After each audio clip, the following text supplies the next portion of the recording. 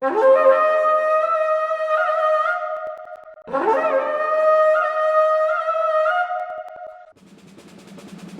the Rhine, a Roman campaign reaches a decisive moment. Months of campaigning brings two experienced commanders to the fields of Tulifurdum. One commands a disciplined Roman field army. The other leads an Iceni coalition determined to halt the Roman advance. Both understand what is at stake, both fighting for survival. What follows tests not only the courage of those who fight, but the judgment of those who command. This is battle command. The Battle of Tulifurdum is not the beginning of the war. Months earlier, Rome launched a campaign against Iceni-held territory in north and eastern Gaul. After a series of costly engagements, Roman forces succeeded in driving the Iceni from their continental possessions west of the Rhine. For many armies, the Rhine would have marked the end of the campaign. For Rome, it marked the beginning of a new phase. Rather than consolidating its gains in Gaul, the Roman advance crossed the Rhine, carrying the war into Germania. The offensive now unfolds along two axes. To the south, a Roman army advances through Germania. Commanded by Victricius Mus, has defeated an Iceni force and restoring control of the region to its Germanic allies, the Chatti. Further north, Septimus Antoninus continues the advance with his own field army. Faced with the continuing Roman advance, the Iceni gather their remaining strength. Under the command of Acco, warriors and allied contingents assemble to confront the northern Roman army. Rather than yielding more territory, the coalition prepares to make its stand. Neither commander is yet aware of how decisive this battle will be. For Antoninus, he advances deep into hostile territory, unaware of the immense concentration of enemy forces.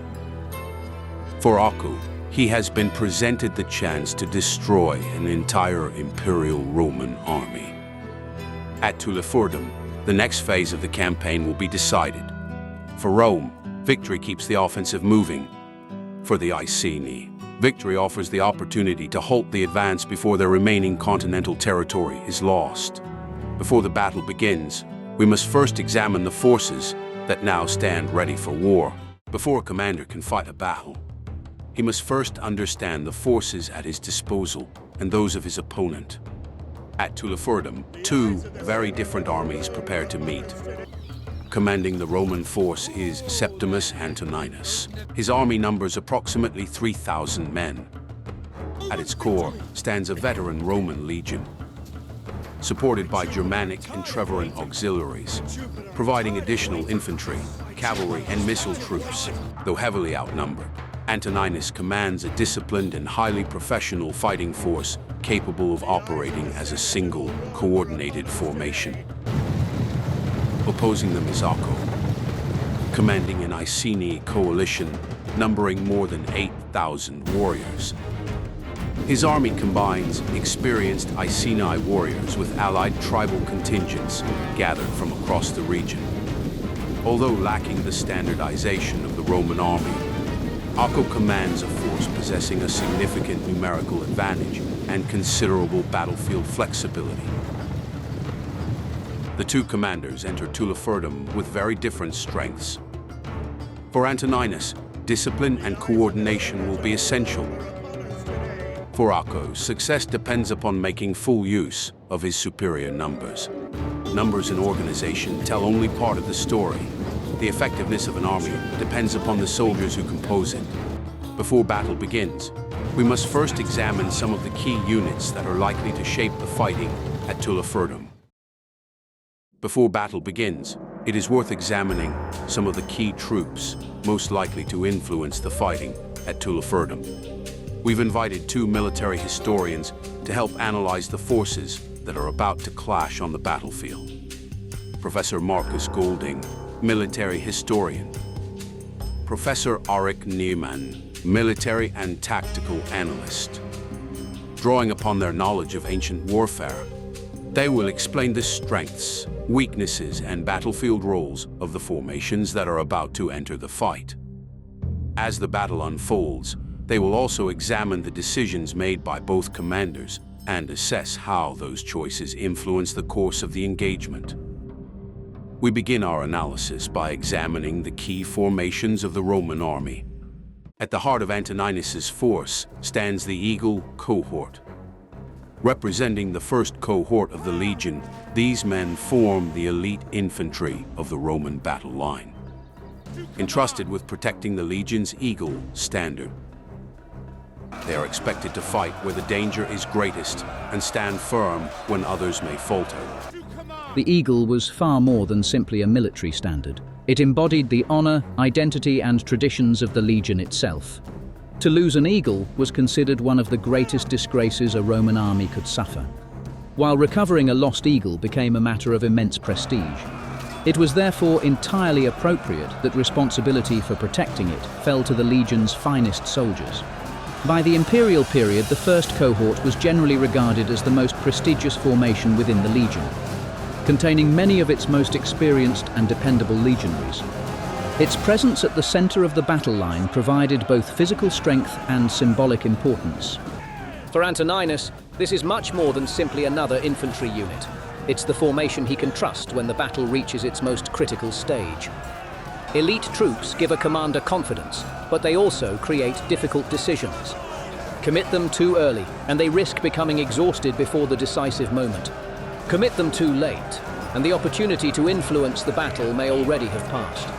Using your best troops effectively is often one of the defining challenges of command. Supporting the legion are the Treveran and Tungrian cavalry, experienced auxiliary horsemen providing the Roman army with speed and battlefield mobility. The Roman army relied extensively upon auxiliary troops recruited from allied and conquered peoples throughout the empire. The Treveri and Tungrians had earned a long-standing reputation as accomplished horsemen, making them well-suited to cavalry service.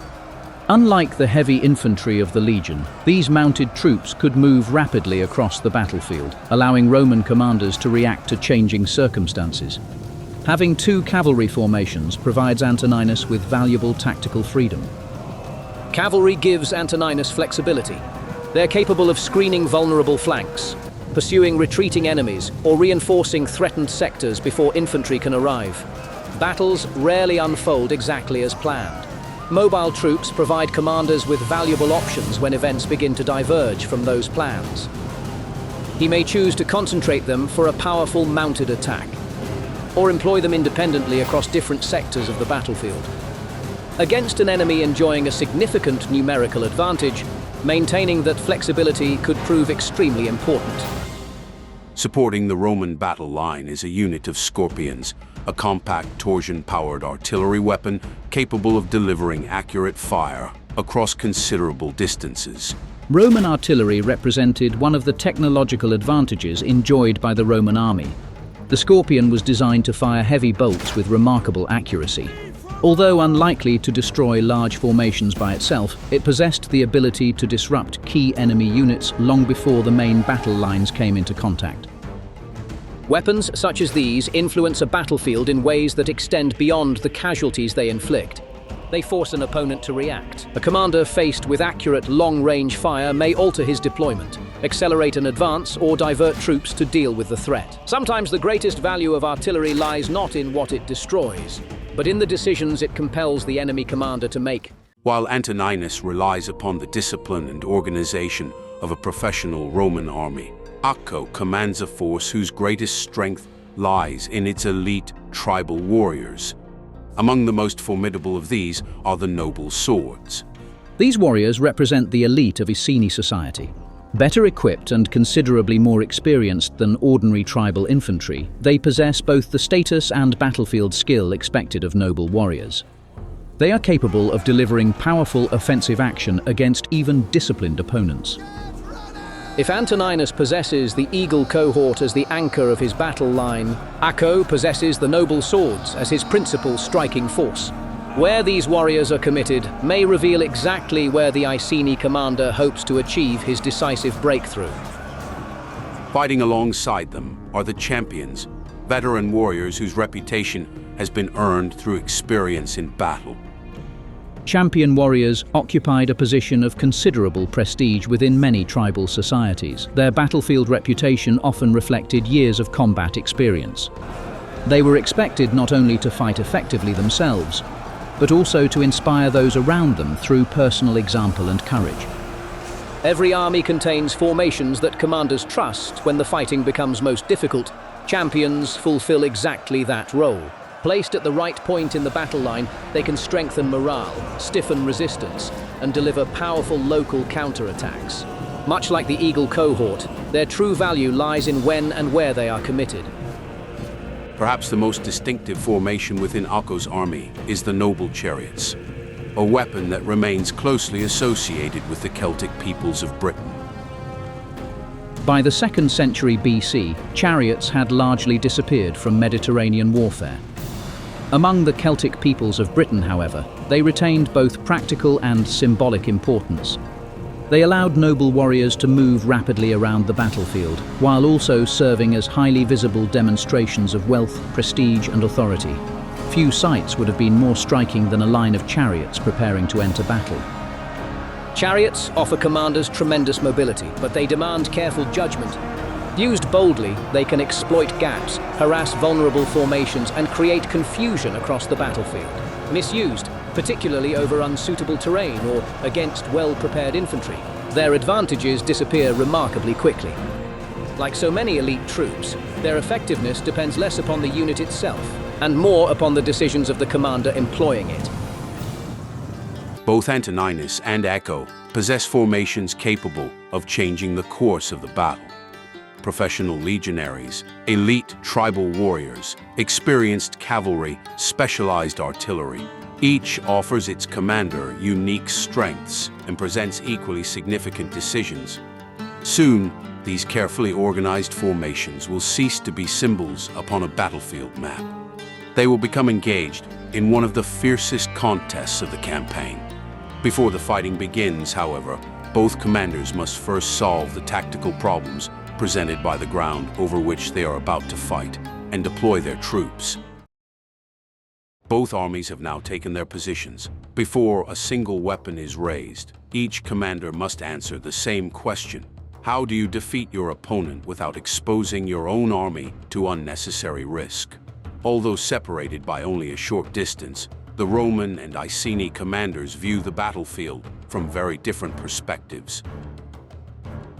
The battlefield itself appears straightforward. Open ground dominates much of the area, interrupted only by a belt of light woodland between the opposing armies. While the trees present little obstacle to movement, they do restrict visibility, preventing either commander from seeing the battlefield in its entirety. That uncertainty immediately creates a command problem.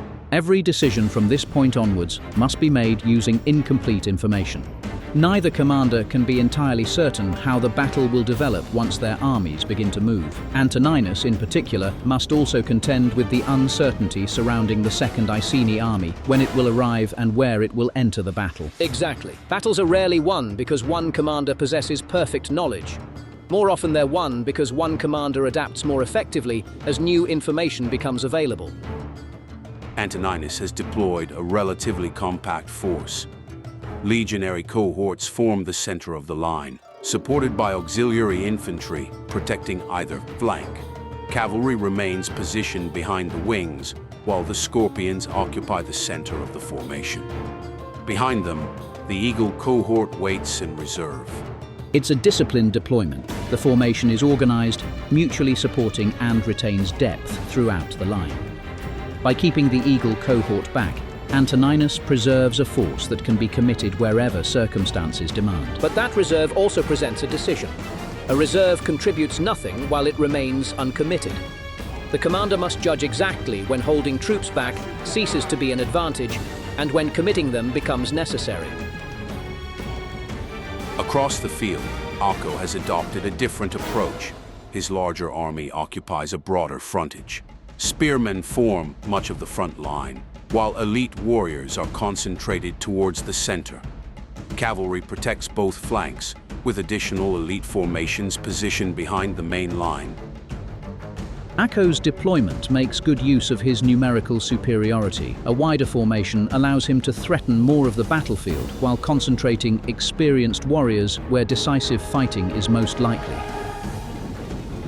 At the same time, a larger army presents its own challenges. The more warriors a commander has under his authority, the harder they become to coordinate once the battle begins.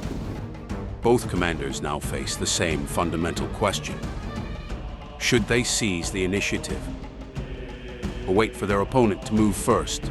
If Antoninus advances, he may gain the initiative and force Acco to react. But advancing also risks leaving favorable ground and committing the Roman army before every threat has revealed itself. Equally, if Acco advances, he places immediate pressure on the Roman line and makes use of his numerical superiority. Yet doing so also means attacking an organized enemy that has already prepared its position. Waiting has advantages as well. Yes, however, the danger, of course, is that allowing your opponent freedom of movement may hand them the initiative instead. Neither approach is without risk. Although organized differently, both armies possess troops deliberately held back from the front line. Antoninus has retained the Eagle cohort. It provides flexibility. Should one part of the battlefield come under pressure, he has a disciplined reserve available to reinforce it. Acco has also concentrated many of his strongest warriors behind his front rank. Rather than committing every unit immediately, he's retained the ability to strengthen the decisive point once the battle begins to take shape. That's an interesting similarity. Despite commanding very different armies, both leaders have chosen not to commit all of their strength at the outset. The greatest contrast lies not in deployment, but in the nature of the armies themselves. Antoninus commands a professional army. Roman soldiers are trained to maneuver in formation and respond quickly to orders issued through the chain of command.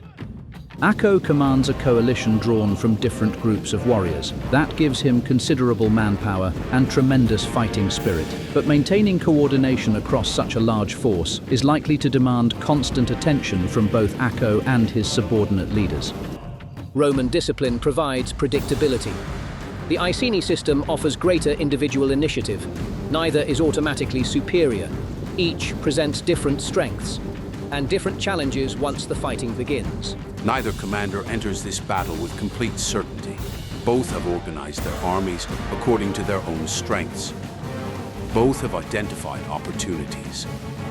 Both must now accept that once battle begins, events may quickly unfold beyond their direct control. Every battle begins with a plan. Now the true test of command is what happens after that plan meets the enemy. The armies stand ready. Orders have been issued. The decisions made over the coming moments will determine the fate of thousands. The Battle of Tulifurdum is about to begin. The time for planning has passed. Both commanders have deployed their armies according to their own understanding of the battlefield. Now comes the first true test of those decisions. Which commander will seize the initiative? And how will the other respond? Acco makes the first move. Rather than waiting for the Romans to advance, the Iceni commander immediately orders his army forward. By advancing first, Acco immediately takes the initiative. He's forcing Antoninus to react to his movements rather than allowing the Romans to dictate the opening of the battle. Initiative is valuable, but it isn't without risk. Once an army begins moving, particularly over this sort of distance, a commander inevitably sacrifices some flexibility. Changing plans becomes progressively more difficult as the army closes with the enemy. That's an aggressive opening. Closing the distance rapidly reduces the amount of time spent under enemy fire and places psychological pressure on the defending army. Yes, but it also demonstrates confidence. Acco isn't attempting a cautious approach. He's committing his army to battle from the very outset and challenging the Romans to withstand the momentum of the assault. Antoninus, however, refuses to be drawn forward. This is equally deliberate. Rather than contesting the ground between the armies, Antoninus has chosen to preserve the position established before the battle began. It's rather an interesting contrast. Acco has chosen to dictate the tempo. Antoninus has chosen to dictate the ground. Both approaches have merit. The question is, which will prove more important once the fighting begins? As the Iceni army continues its advance, another force begins entering the battlefield behind it. A second Iceni army has arrived. This confirms that Acco is not committing his entire force in a single deployment. Additional warriors are still arriving as the battle develops. At this stage, however, they're too distant to influence the fighting directly. The immediate contest remains between the Roman army and the force already advancing across the field. Despite the arrival of reinforcements, the leading Iceni force does not pause.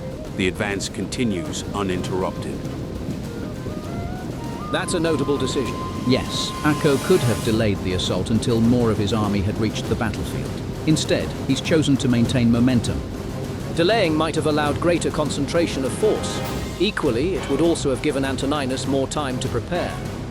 As the range closes, the Romans strike first.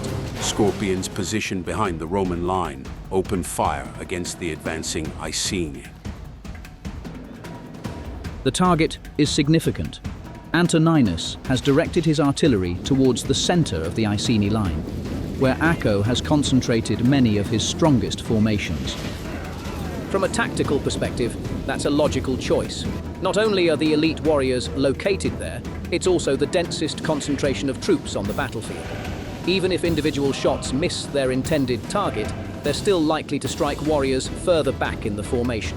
If the decisive infantry battle develops in the center, then this is precisely where Antoninus will want to weaken the enemy before contact is made. The charge finally slows. Both armies have now entered missile range. Across the line, volleys of javelins begin flying between the opposing formations. This marks the final phase before hand-to-hand combat. Every formation is attempting to disrupt its opponent at the last possible moment. After advancing across the battlefield at speed, the Iceni finally reach the Roman line. The Battle of Tulifurdum has begun in earnest.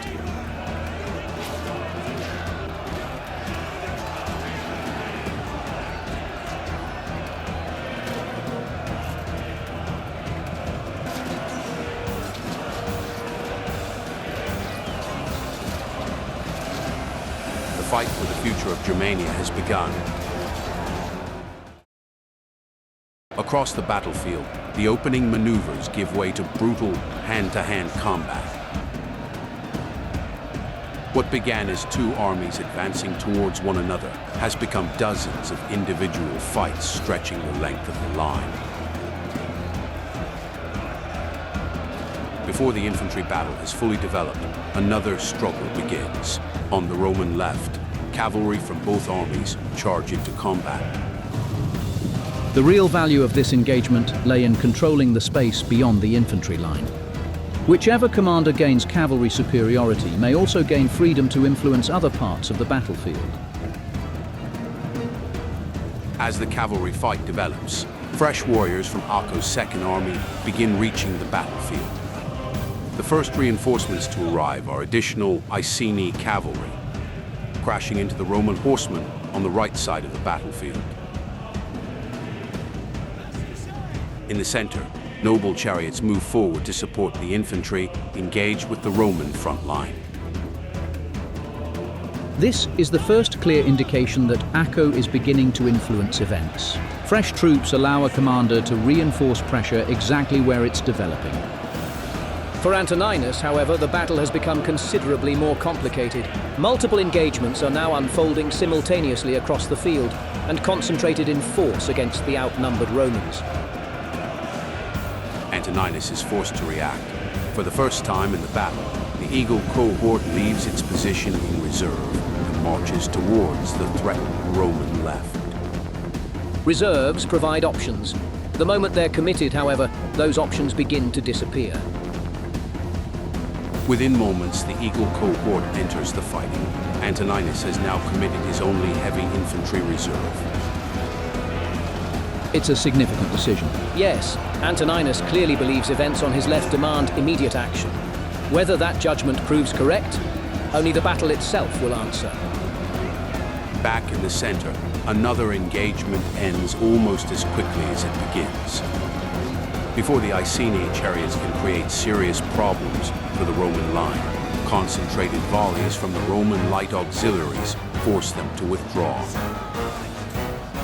This demonstrates the value of supporting troops. Roman auxiliaries weren't simply protecting the legionaries. The Romans are remaining a concentrated, mutually supportive force. It also means that Acco has wasted one of his key units. His chariots have not had an impact in this battle.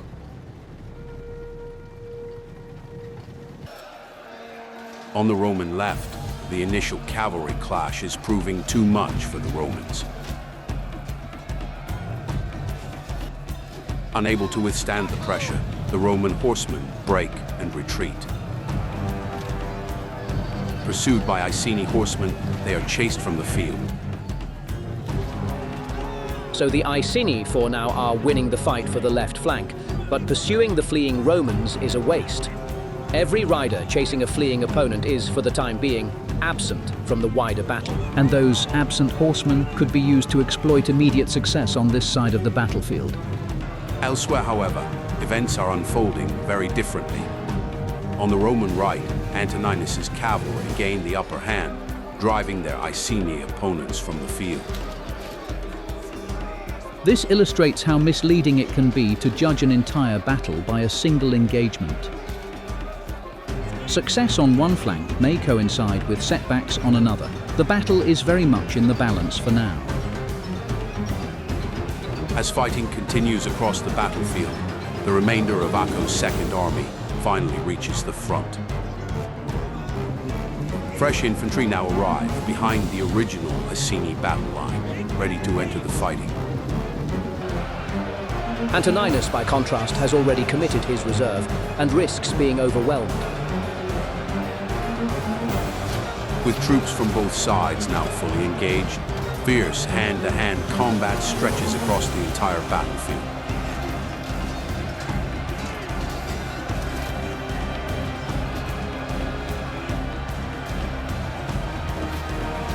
The stakes of the Germanic campaign now hangs in the balance.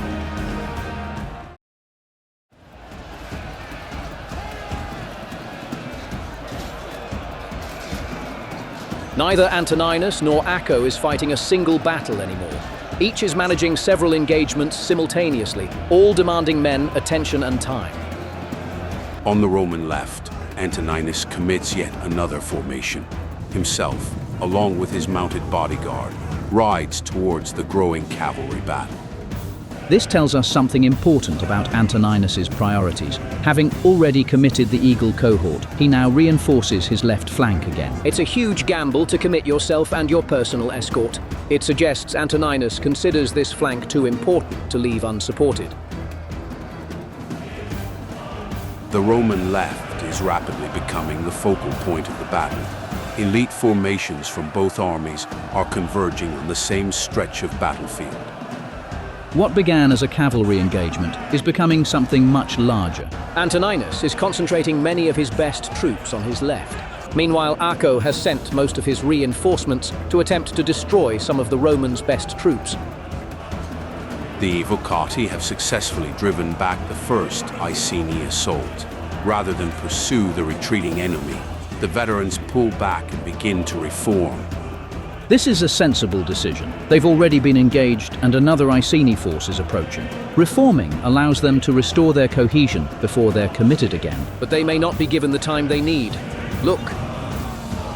Before the Evocati can fully reform, Acco sends in his light cavalry against them. The cavalry doesn't need to destroy them. Its immediate purpose is to disrupt the Roman formation. And the timing is crucial. The second Iceni army is already approaching. If the Evocati cannot recover their cohesion before the infantry arrives, they'll be forced to fight at a significant disadvantage. The cavalry then withdraws, the damage having been done. The Evocati remains disordered as the fresh Iceni infantry closes in. Yet while pressure grows on the Roman left, events elsewhere favor the Romans. The Iceni left begins to give ground and lose cohesion. So Acco has sent most of his troops to his right flank. In doing so, he's neglected troops on his left flank to almost one-to-one engagements with the Romans. Yes, that's right. And as you can see, the Iceni left flank is being cut to ribbons. The Roman legionary army was like a buzzsaw. You fed it anything, it would chew it up and spit it out as sawdust at the other end. Acco now makes his own decision. Rather than reinforcing his entire battle line, the fresh warriors of the Second Army surge into a single sector. Acco is concentrating combat power. Instead of feeding units into several fights, he's chosen to increase pressure where the battle is already fiercest and break through with sheer weight. But concentration also means accepting greater risk elsewhere, as his left is also at faltering, so Acco is gambling to destroy the Roman left flank before his own left flank collapses. Meanwhile, driven earlier from the field, Roman cavalry regroup and reform and return to the fight. However, on the Roman left flank, the battle reaches another important moment. Under sustained pressure, one of the Evocati cohorts buckles beneath the weight of the Iceni assault. The Evocati were veteran soldiers of the legion, called back after their regular service was finished. Seeing such a formation give way illustrates just how intense the fighting has become. And with them routing, Acco's gamble of breaking through the Roman left flank could very well pay off. Yet almost simultaneously, fortunes shift once again. On the same part of the battlefield, elements of the last Iceni cavalry on the right begin to break under the renewed fighting.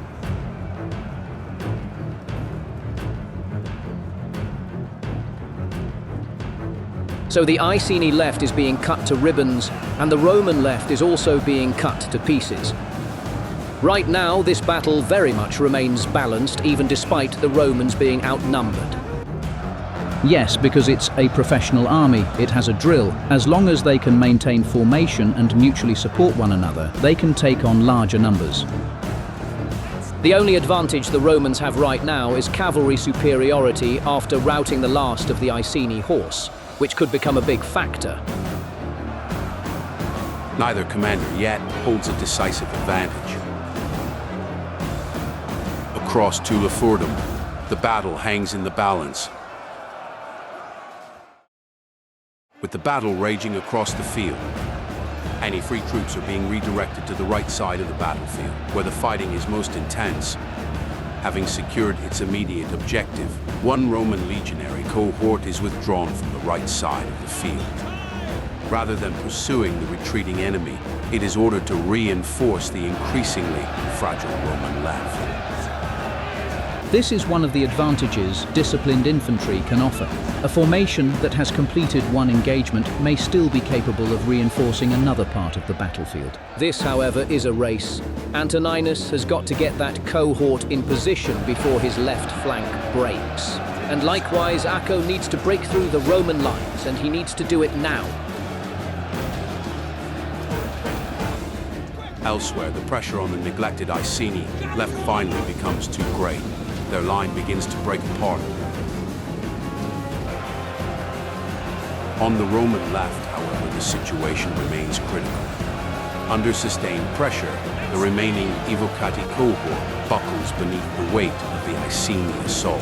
Just as a fresh legionary cohort arrives to establish a new front line, the assault on the newly arrived legionaries is immediate and relentless.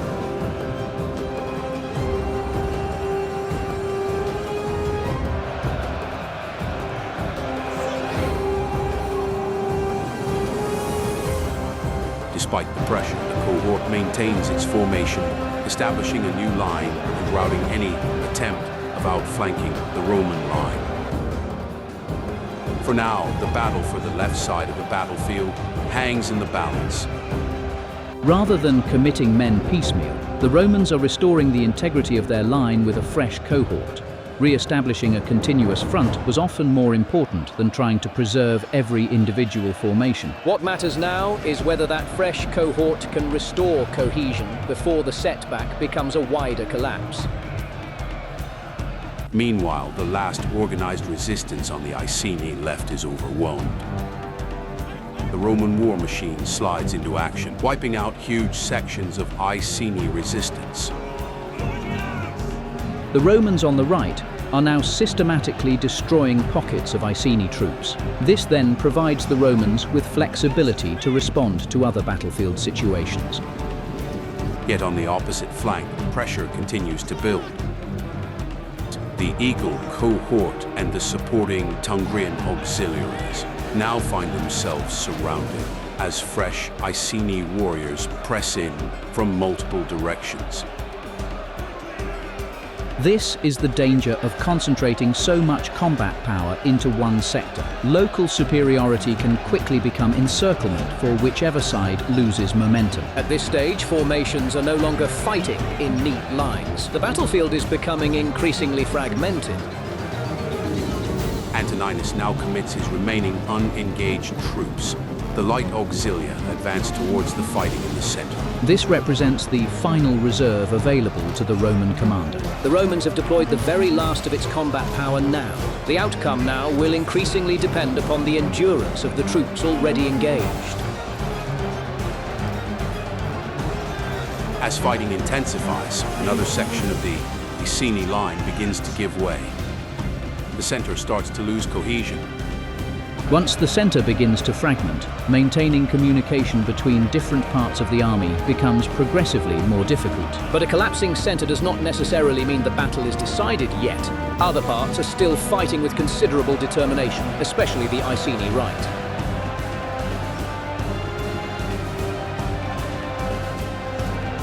Across Tulifurdum, momentum is shifting from one sector to another.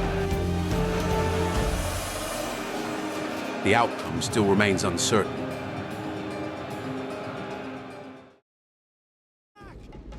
Across Tulifurdum, the battle is becoming increasingly fragmented.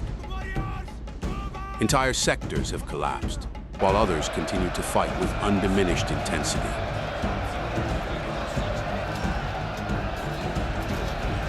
Both commanders must now rely upon the formations that remain. Amid the confusion, more Roman troops reform and regroup to return to the battlefield.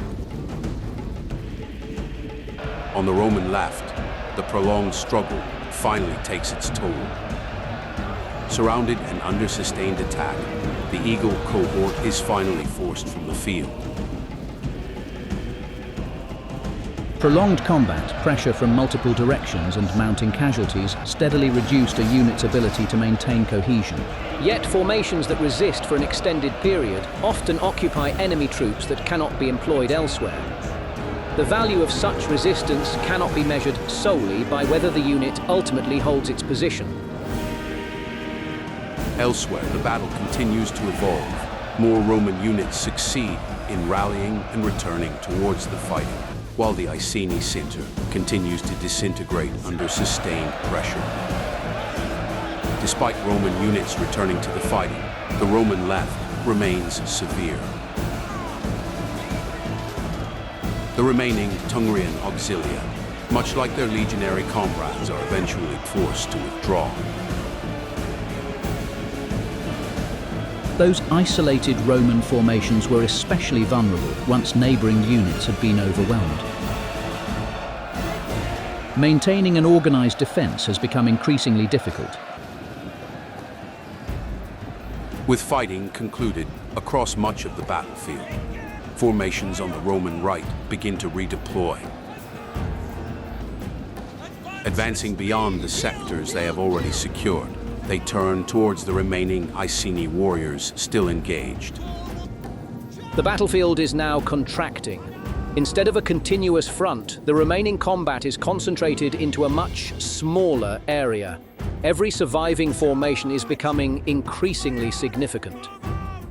Much of the battlefield is now littered with dead and dying combatants. The surviving formations of both armies continue to contest the ground before them. And the battle enters its final phase. Across Tulifurdum, the battle has entered its final phase. the remaining fighting is concentrated into a handful of determined engagements. With their immediate opponents defeated, Roman formations begin advancing beyond the ground they have secured. Their attention now turns towards the remaining Iceni warriors still engaged elsewhere on the battlefield. At this stage, the battlefield is steadily contracting. The opportunities for maneuver are becoming fewer, while the remaining combat grows increasingly concentrated. As Roman formations converge from multiple directions, the remaining Iceni warriors find themselves fighting on an increasingly restricted front. Fighting while threatened from several directions places enormous strain upon any formation. Maintaining cohesion and communication for the Iceni is becoming progressively more difficult. Yes, for Acco, command is now becoming increasingly fragmented. After prolonged resistance, the Iceni right flank finally gives way. Ancient battles often ended gradually rather than all at once. Different parts of an army could continue fighting long after neighboring formations had already collapsed. Yet the fighting does not end immediately. Across the remaining line, Iceni warriors continue to resist as the surviving Roman formations press forward. Once battle reaches this stage, commanders have only limited influence over events. Much depends upon the cohesion, endurance, and determination of the formation still engaged. By now, both armies have endured intense combat. Whatever their fortunes earlier in the battle, the soldiers still fighting are exhausted, casualties have mounted, and formations have been committed, withdrawn, and committed again. The battle is now being settled by the troops that remain. Gradually, the remaining Iceni resistance comes to an end. After hours of fighting, the Battle of Tulifurdum is over. Septimus Antoninus has secured a Roman victory, but only after overcoming repeated crises across a battlefield that demanded constant adaptation from both commanders. For Acco and his warriors, the battle demonstrated both the strength and the limitations of a coalition army facing a disciplined opponent. For Antoninus, victory came not through a single decisive moment, but through the ability to respond to changing circumstances across an increasingly fragmented battlefield. Battles such as this remind us that victory was rarely the result of one decision alone. Success depended upon maintaining cohesion, adapting to changing circumstances, and making effective use of the troops still available as the battle evolved. Throughout the engagement, both commanders were forced to respond to problems they could neither fully predict nor entirely control. As reserves disappeared and the battlefield fragmented, opportunities for decisive intervention became fewer. In the end, the outcome reflected not a single maneuver, but the cumulative effect of countless decisions made under pressure.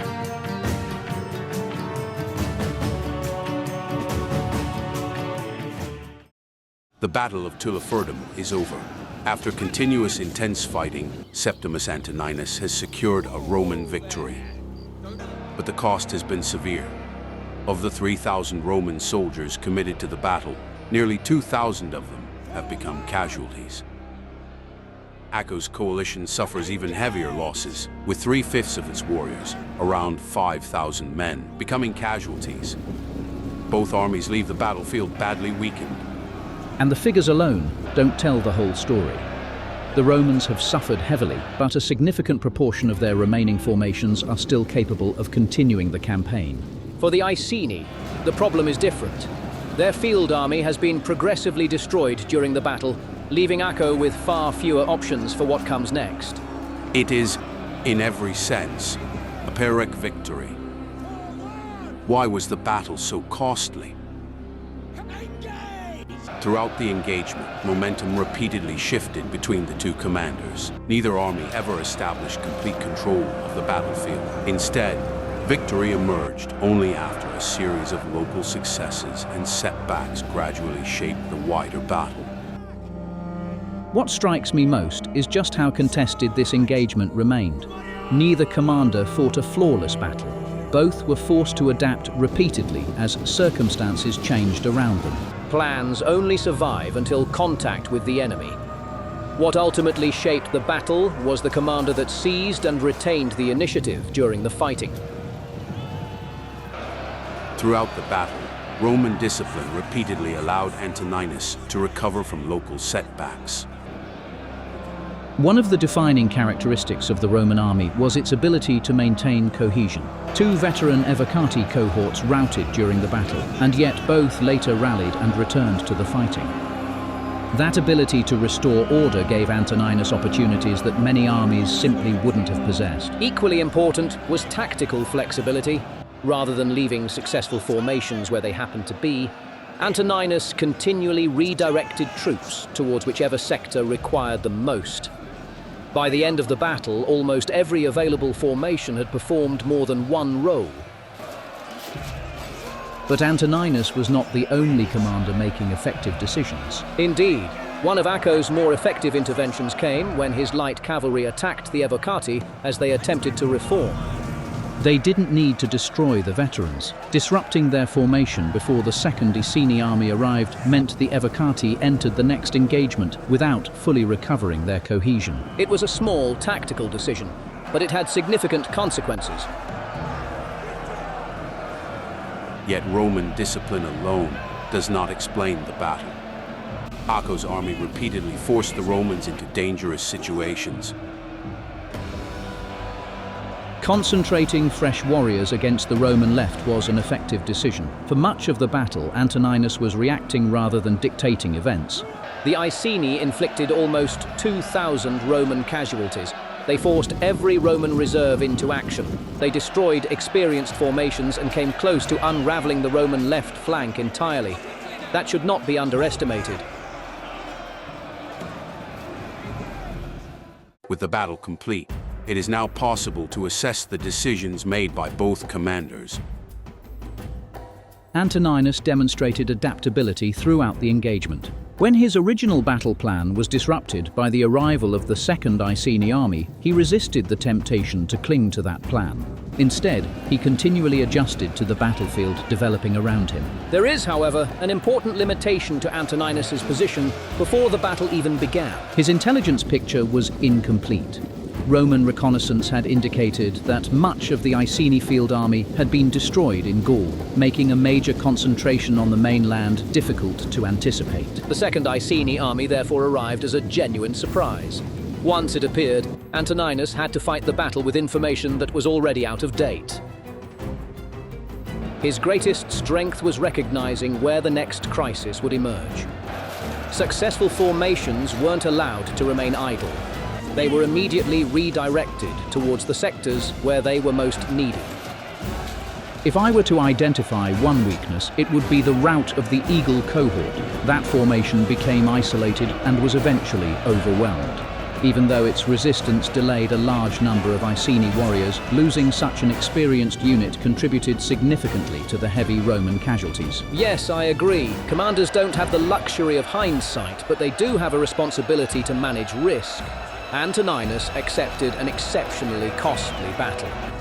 It succeeded, but had the Iceni held a little longer, the Roman position could have become far more precarious. There was also another opportunity Antoninus did not exploit as efficiently as he might have. The Roman cavalry eventually achieved superiority over the Iceni horse. But after winning that engagement, elements of the Roman cavalry were committed against formed spearmen and suffered unnecessary casualties. Once cavalry superiority had been secured, preserving that advantage may have been more valuable than pursuing additional local successes.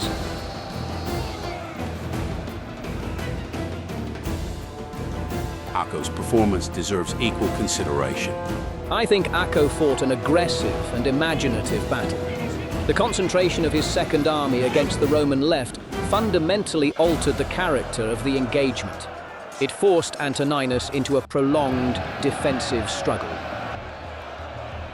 His greatest success was keeping the Romans under pressure for much of the battle. There are long periods where the initiative belongs entirely to the Iceni. Not every element of Acco's plan was equally successful. His chariots, for example, were committed into the center, but were quickly neutralized by Roman missile fire. That removed one of the coalition's potentially disruptive weapons before it could have a meaningful influence on the main battle. Where the situation became increasingly difficult was once formations began routing.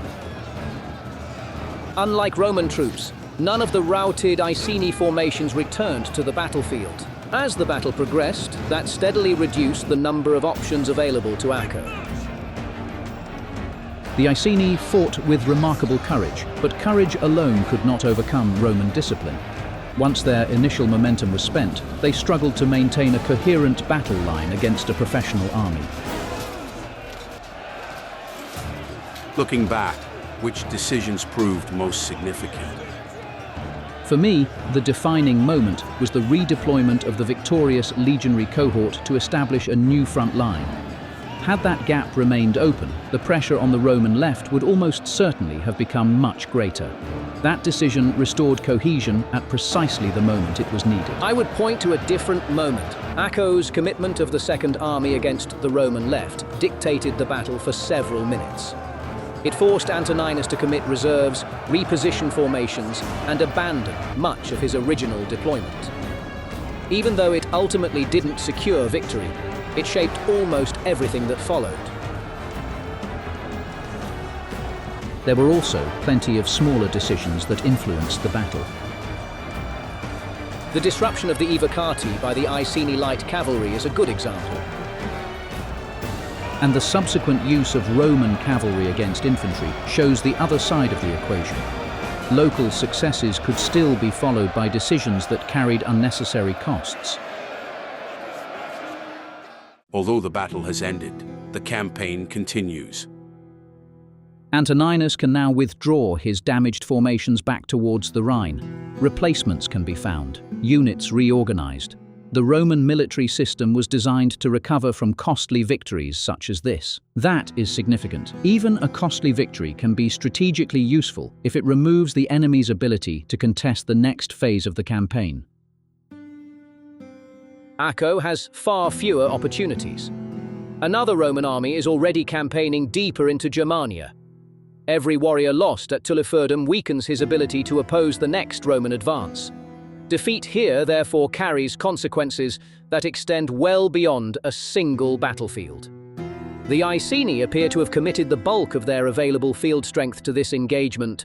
With their forces here badly depleted, their ability to respond elsewhere is severely reduced. The Battle of Tulifurdum reminds us that ancient warfare was rarely decided by one perfect maneuver or a single heroic charge. Victory belonged to the army that adapted, recovered, and endured longer than its opponent. At Tulifurdum, Septimus Antoninus secured the battlefield, but he did so only after committing every reserve, accepting devastating losses, and overcoming repeated crises across his line.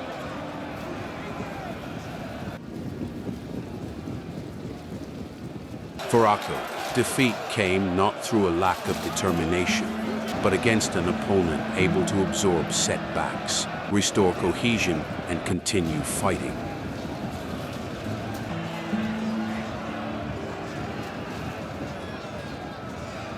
This has been Battle Command.